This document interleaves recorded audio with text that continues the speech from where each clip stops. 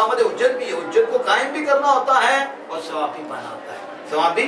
फिर भी डराने का फायदा, कोई सवाल करे कि जब वो ईमान लाएंगे नहीं, अल्लाह पाक ने बता दिए पक्के काफिर है, फिर हुजूर ने डराया, डराने का किरदार, डराए या ना डराए, तबलीग करें या ना करें, फिर तबलीग का फायदा क्या? हाँ फिर भी फायदा है। तो क्या क्या एक इकामत हुज्जत हो जाएगी? हुज्जत तो क्या वो ये ना कहेंगे हुजूर ने रिसालत ही नहीं पहुंचाई, पैगाम ही नहीं पहुंचाया, अल्लाह की तौहीद के बारे में बताया ही नहीं। एक ये, और दूसरा क्या है, वो आप डराएं या ना डराएं, डराएंगे सवाब पाएंगे, डराएंगे सवाब तो मिलेगा। आप समझ आ गई कि नहीं? हम नम तुनज़िरहुम इय्या, क्या उन्हें ना डराएं अजाब से। वल अहसन अल्लाह युक़दरु लहु मफ़ऊलुन कमा तक़द्दम फ़ी नज़ाइरिही, कहते हैं बेहतर ये है, बेहतर कि इसके लिए मफ़ऊल मुक़द्दर ना माना जाए, मफ़ऊल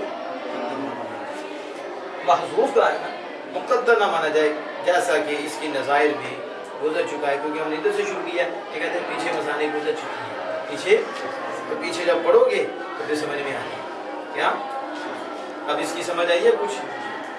तो ये कुछ है, ठीक है। अल्लाह जल्ला वाला इल्म के नूर से हमारे ज़ाहिर व बातिन को रोशन फरमाए, आगे सुनने वालों को भी, फैलाने वालों को भी अल्लाह पाक ये दौलतें ज़्यादा से ज़्यादा नसीब फरमाए, इखलास की कामिल दौलत हम सबको नसीब फरमाए, बच्चों को कामयाब फरमाए।